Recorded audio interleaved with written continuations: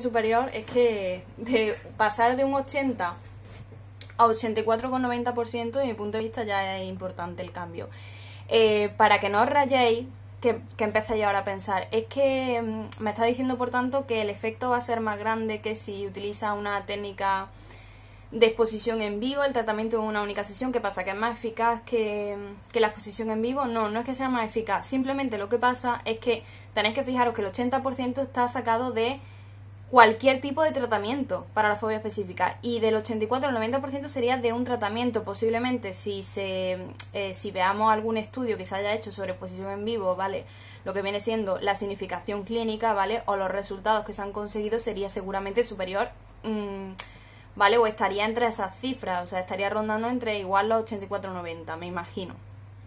Mantenimiento de los resultados. No es lo mismo si hemos empleado una terapia cognitiva que una terapia conductual. Lo que yo creo mejor, las dos, porque aunque se utilice como estrategia de afrontamiento, es una técnica cognitiva la reestructuración cognitiva, ¿vale? Así que el tratamiento conductual se ha visto que tiene efectos hasta 4 años, puede ser más o menos, por lo general dura 1 año, ¿vale? Pero también puede alcanzar hasta los 4 años. Y hasta 1 año sería pues lo que viene siendo terapias cognitivas. El porcentaje de recaída depende, ¿vale? Que una persona recaiga va a depender, por ejemplo, de si vive una situación traumática de nuevo, si experimenta una situación muy parecida a la que ocasionó esa fobia específica, si deja de exponerse durante largo tiempo a ese estímulo o a esa situación fóbica, porque claro, eso contaría como una evitación, una conducta de evitación al evitar esa situación que precisamente has tratado, ¿no? Es decir, que ahí hay una serie de puntos que son importantes y que os recomiendo echéis un vistazo. ¿Qué más cosas? La utilidad clínica. Vale, respecto a la utilidad clínica, hablan de los programas de autoayuda. Y diréis, ¿los programas de autoayuda?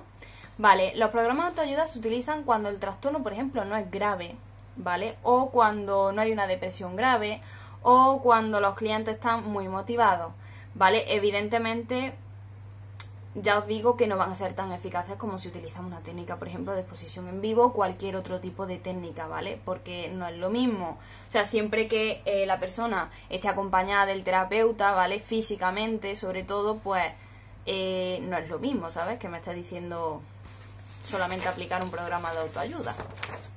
Vale. Y luego hablamos ya de la guía, digamos, de aplicación de la exposición en vivo.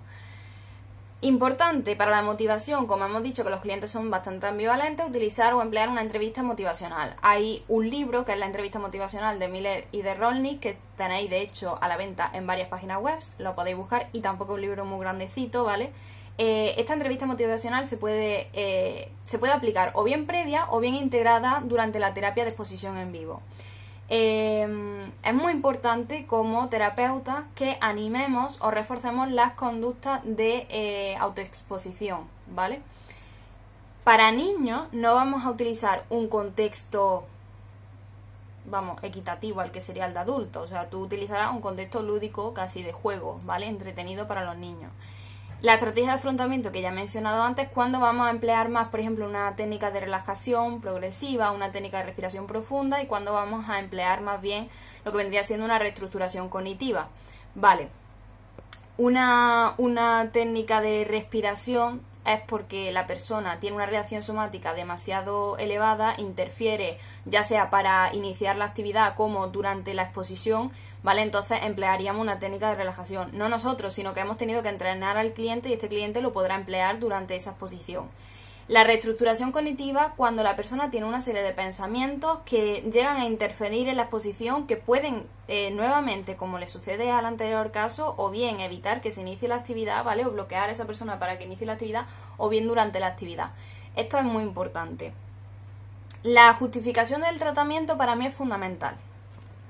¿Y por qué razón es fundamental justificar el tratamiento a alguien? Por la misma razón que hemos dicho que es fundamental, por ejemplo, proveerle de una serie de técnicas o recursos para evitar que se vaya, ¿sabes?, de la terapia, o que corte totalmente la exposición, ¿vale? Y se retire y tenga una conducta de huida. La justificación del tratamiento va a ayudar a que la persona se tome en cuenta. Se tome en cuenta, y digo que se tome en cuenta porque si la persona no entiende o no le has justificado tú por qué le has dado ese diagnóstico, ¿vale? Porque eso va a ser una etiqueta, una mera etiqueta, y la persona puede acudir a información no argumentada ni información empírica, digamos, que tenga en su mente, ¿sabes? Cuando tú le dices, pues yo que sé, tiene una fobia al SID. Entonces, ¿qué es fundamental? Que le justifiquemos el diagnóstico. ¿Qué es más todavía esencial? Que le justifiquemos el tratamiento, pero no solamente que le justifiquemos el tratamiento, que le digamos cuál es la evidencia empírica de ese tratamiento, cuáles son los resultados que esperamos obtener, ¿vale? De la exposición en vivo, y no solamente eso, sino en qué consiste una exposición en vivo. Decirle que es un proceso muy organizado, muy sistemático, que está más que estructurado, y evidentemente va a haber que tener un esfuerzo continuado durante toda la terapia, ¿vale? Y además, comunicarle: tú vas a exponerte al estímulo fóbico o a la situación fóbica. Esto va a implicar que se generen una serie de emociones de las que tú frecuentemente huyes, ¿vale? Teniendo conducta de evitación.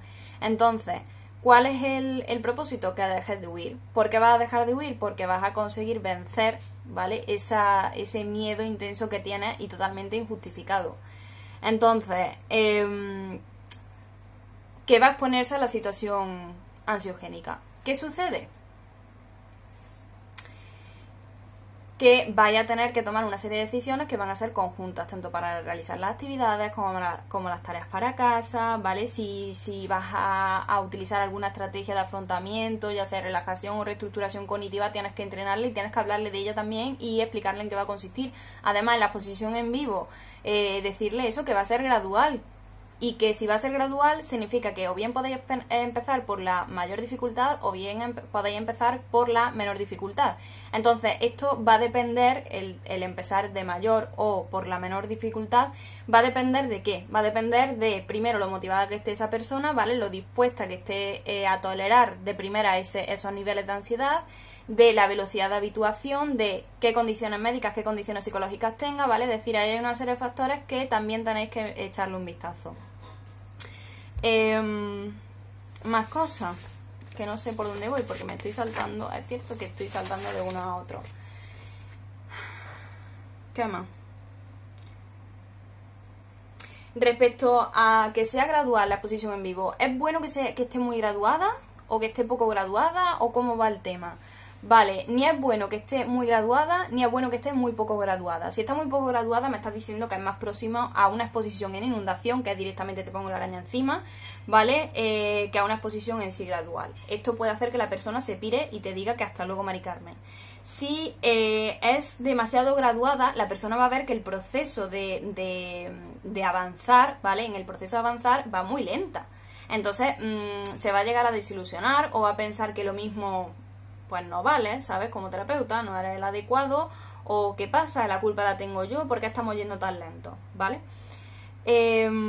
La ansiedad, y esto hay que informar al cliente, la ansiedad no es peligrosa. La ansiedad es un estado como puede ser la tristeza, como puede ser la alegría, ¿vale? Y no porque la tristeza nos genere cierto malestar significa que sea desadaptativa y que haya que huir de ella. Los estados emocionales son estados transitorios, la ansiedad es algo transitorio. Y tu objetivo durante la exposición en vivo no va a ser eliminar la ansiedad, porque la ansiedad es adaptativa en cierto sentido. El problema es que la ansiedad sea muy intensa, que el miedo sea muy intenso y que esto perturbe en cualquiera de los ámbitos de la vida de la persona, que por eso se le llega a dar ese diagnóstico de fobia específica, ¿vale? Entonces es súper importante, sobre todo en las primeras sesiones, que tú le indiques, no tienes que erradicar la ansiedad. De hecho, a más te centras en erradicarla, más grande se va a hacer, ¿vale? Y esto funciona así. Jerarquía de exposición. La jerarquía de exposición, ¿cómo va? Que tú generalmente ordenas de mayor a menor, una lista, ¿vale? De situaciones fóbicas. Esas situaciones fóbicas tienen que estar descritas a la perfección, de forma muy descriptiva, muy específica. Entonces, generalmente la lista consta de unos 10-20 pasos. Y es cierto que la lista puede ser o bien la redactas previamente o bien la redactas durante. Y lo que se aconseja es redactarla durante, bien sea por la posible respuesta que pueda tener el cliente de madre mía, cuando llegue al, yo que sé, al 11º paso,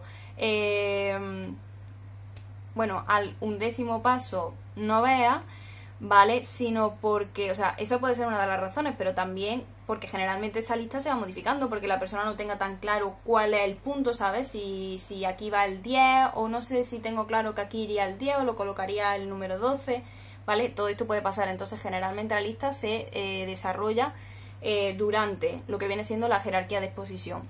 La duración de la exposición depende de la perspectiva. Hay tres perspectivas, una es la perspectiva de la habituación a la ansiedad, la otra es la perspectiva del aprendizaje correctivo y la última es la perspectiva de, un momento que se me ha ido, la perspectiva de la autoeficacia, creo que era, que tenía que ver con el control, ¿vale? La primera, que es la perspectiva de la habituación a la ansiedad, te dice que tú tienes que permanecer en la situación, bueno, el cliente tiene que permanecer en la... permanecer en la exposición, ¿vale? Exponiéndose a la situación fóbica, ¿hasta qué? Hasta que consiga llegar a un nivel muy leve o nulo de la ansiedad, o bien hasta que consiga reducir su ansiedad a la mitad, es decir, que sea una minimización del 50% respecto, o sea, teniendo en cuenta el punto más alto de ansiedad. Más cosas. Lo que viene siendo la perspectiva del aprendizaje correctivo, ¿hasta cuándo? ¿Hasta cuándo tiene que estar esa persona expuesta a la situación fóbica? Vale, pues va a estar expuesta a la situación fóbica hasta que se dé cuenta de que esas consecuencias que había ella estimado que iban a ocurrir, ¿vale? Que la predicción es errónea porque no son ni mucho menos esas. Entonces, generalmente la del aprendizaje correctivo lo que se hace es que se pide al cliente que apunte o que anote cuáles son las consecuencias que espera que sucedan al exponerse a esa situación fóbica y luego, posteriormente a la exposición, cuáles son las que ha encontrado para que se dé cuenta de que no van a ocurrir esas consecuencias. Es muy importante decirle que esas consecuencias que espera son altamente improbables, ¿vale? Porque si no, no hablamos de fobia específica. O sea, si es que me está diciendo que esa persona, yo qué sé, sabe que se va a enfrentar a un tigre, ¿vale? De Bengala a unos 4 metros, pues entonces te digo que no es una fobia específica, se mide intenso. O sea, es que ¿quién no estaría cojonado? ¿Vale? O sea, hombre, a mí me encantaría, pero que ¿quién no estaría cojonado? Vale, y la perspectiva de la autoeficacia sería que tú permanezcas en la situación hasta que tú sientas que tienes el control, porque uno de los síntomas es eso, precisamente, es decir, que la persona siente como que cuando se va a exponer o bien cuando está expuesto a esa situación no tiene el control, ¿vale? Generalmente la duración de la exposición suele ser de 1 hora. O sea, la práctica sería mínimo de 1 hora diaria, por ejemplo, en la de la habituación a la ansiedad, incluso también en la del aprendizaje correctivo. Lo que pasa es que el aprendizaje correctivo se propone que puede ser 1 hora o más. Y cuando la exposición no puede ser prolongada, lo que se hacen son exposiciones repetidas, ¿vale? Seguidas. Por ejemplo, la misma exposición, ¿vale? Hasta que se consiga eso, minimizar la ansiedad y tal. Más cosas. Esperaros porque voy rápida, ¿eh? La velocidad de exposición, pues mira, respecto a la velocidad de exposición, yo es que creo que no la voy a mencionar porque ya está clara, ¿vale? La velocidad de la exposición. La velocidad de la exposición simplemente asociarlo con que es el criterio para dar un paso super, o sea, para dar uno de esos entre 10 y 20 pasos, ¿vale? Como superado. Implicación en la exposición, las conductas defensivas ya lo he explicado, no siempre son perjudiciales. El nivel de ansiedad durante la exposición, lo que es importante, también lo he explicado, no es quitar o eliminar la ansiedad es buena, ¿vale? El problema es que haya una ansiedad sobremanera, ¿sabes? Que haya una ansiedad exagerada y que sea la que produzca una interferencia en cualquiera de los ámbitos de tu vida. Entonces, ahí lo que hay que es que aprender a tolerarla o a manejarla, pero nunca tener la pretensión de eliminarla. Ataque de pánico durante la exposición. Esto no es habitual cuando se da una técnica de exposición en vivo gradual, pero si se diera, la idea es que le decimos al cliente, cuando estés viendo que está aumentando la ansiedad, puedes emplear cualquiera de las técnicas, digamos, de cualquiera de las estrategias de afrontamiento que te he enseñado. Ahora bien, si es que ya la situación es tan bestia que se da un ataque de pánico, se para, ¿vale? Se para, se tranquiliza, pero se trata al momento de volver a la exposición. Es decir, que no sirva como huida. También si es que nosotros nos damos cuenta de que esto sea debido a que la actividad que le habíamos propuesto era demasiado difícil, pues elegiremos otra actividad más fácil. Y respecto a la participación del terapeuta, el terapeuta tiene que estar activo, pero tiene que estar, o sea, el terapeuta tiene que estar participativo, por ejemplo, cuando se dan ciertas fobias, cuando estás trabajando con niños, cuando la persona ha empleado la autoexposición en vivo y no da resultados, cuando no se atreve directamente con una autoexposición en vivo, cuando te has quedado completamente bloqueado en el tratamiento, ¿vale? Entonces, en ese caso sí es imprescindible la participación del terapeuta. ¿Qué sucede? Que se recomienda que si no se da ninguno de estos casos, el terapeuta no participe, sino que actúe más bien como observador. ¿Por qué? Porque si no estás generando una dependencia y tú lo que quieres es que la persona aprenda, ¿vale?, a afrontar las situaciones ella sola, y además que generalice esas técnicas de afrontamiento y esa técnica de autoexposición, que la generaliza a cualquier situación y en cualquier lugar y en cualquier momento. Vale, ¿qué tipo de...? No sé ya por dónde voy, one moment. Vale, ¿qué tipo de características tiene que tener el terapeuta? El terapeuta tiene que ser cordial, tiene que ser empático, tiene que generar un buen clima, un buen rapport, un clima de confianza, digamos, tiene que ser firme, ¿vale? Es decir, cuando tú dices, no, esto, ¿vale? Pero no tiene que ser autoritario, nunca puedes obligar a la persona a, ¿vale? Apoyar la independencia del cliente siempre, siempre. Colaboración de las personas allegadas, pues mira, sobre todo vas a ayudarte o a servirte de la colaboración, yo que sé, de padres, de tutores, ¿vale?, de profesores, cuando se trate de niños. Entonces estas personas tienes que entrenarlas, ¿vale? Y tienes que ver si estas personas van a ser capaces de aguantar, ¿vale?, el ver durante la exposición a esa persona, etc. Pero sí, generalmente vas a tener que entrenarla. La importancia de la autoexposición es de lo más importante, ¿vale? ¿Por qué? Porque esto va a tener efectos o beneficios a largo plazo en tanto en cuanto la persona no va a recaer, ¿vale?, con ese porcentaje tan bestia que recaería si no emplea técnicas de autoexposición en vivo. Claro, es importante que para que la persona se autoexponga tenga un grado de confianza del 80% o más, porque si no, no va a ser tan efectiva. El empleo de medicación, vamos a ver, no se ha demostrado que sea eficaz para la fobia emplear medicación. Y vamos a ver, incluso si se está empleando medicación, ¿vale?, hay que reducirla de forma gradual también, igual que hay que reducir, lo hemos dicho, las conductas de evitación. Hay otra serie de aspectos que os recomiendo también veáis, porque ya me estoy saliendo de los 30 minutos, ¿vale?, y os recomiendo que veáis en los apuntes. Ya lo último, el autorregistro, ¿vale?, y el programa de mantenimiento. Respecto al autorregistro y la revisión de la autoexposición en vivo, pues, ¿qué es lo que vamos a registrar?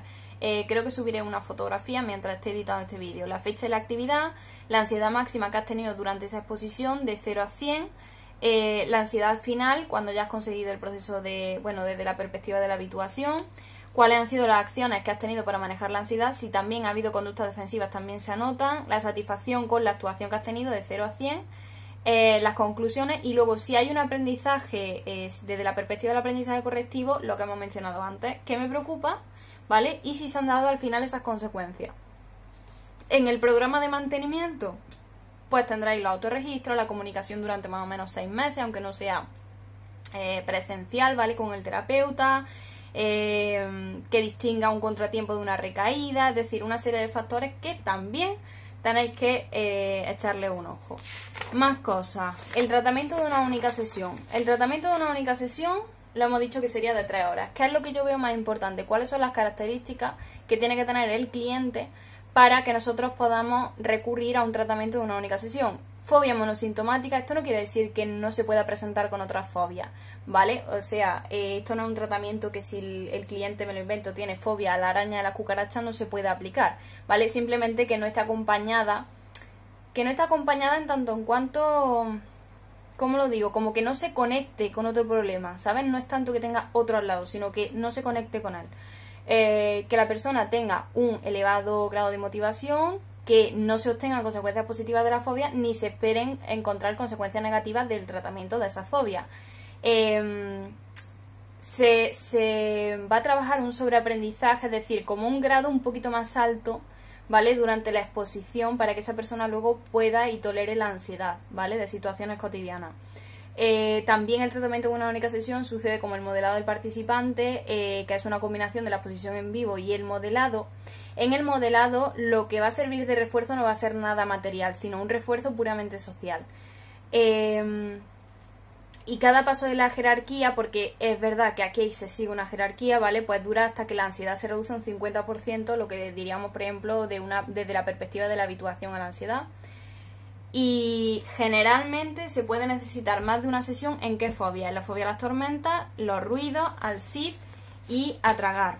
La sesión se va a terminar cuando se haya alcanzado una meta prefijada o se haya reducido considerablemente la ansiedad y esas condiciones negativas que se tenían, ¿sabes? Como son 3 horas, la persona luego puede surgirle dudas de, ostras, me lo he inventado, ha sido un sueño, es algo irreal. Entonces 1 o 2 semanas después se le puede llamar, se le puede decir pásate por la clínica y dejar a esa persona sola visionando pues las partes del vídeo que ella pues tenga esa duda, ¿no? De si es algo irreal o es un sueño. Y hay que acordar con los clientes que busquen y se autoexpongan a esas situaciones fóbicas. Es importante para evitar posibles recaídas. Cuando estéis viendo los tratamientos para fobias concretas, vais a ver que está muy presente la exposición interoceptiva. La única en la que se habla de que por sí la autoexposición en vivo no ha demostrado ser tan eficaz es la fobia a volar en avión. Y bueno, o sea, yo creo que nada más.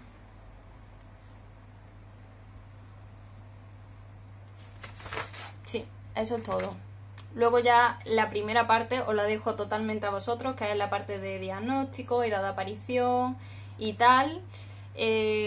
Bueno, creo que no lo voy a grabar, ¿vale? Que dejaré el vídeo en esta parte que es la más imprescindible. Considero que la edad de aparición, la epidemiología, algo más de memoria y los criterios diagnósticos, los tipos de fobia, eso ya hincar los codos. Y luego... ¿qué más? La parte de cuestionarios, ¿vale? Que hay cuestionarios para cada tipo de fobia, etc. Bueno, si queréis que vea cualquiera de esas otras partes, también igualmente me comentáis en el vídeo y trataré de grabarla. Pero quiero ir directamente a los aspectos clínicos de cada uno de los trastornos, ¿vale? Que se vean a lo largo de estas unidades. Bueno, nos vemos en el próximo vídeo. Suscribiros si os ha gustado, si os ha sido útil. Dejarme sugerencias de cuál es el próximo tema que queráis que veamos. Yo si no, igualmente voy a ir subiendo. Así que ya está. Y nada. Hasta la próxima.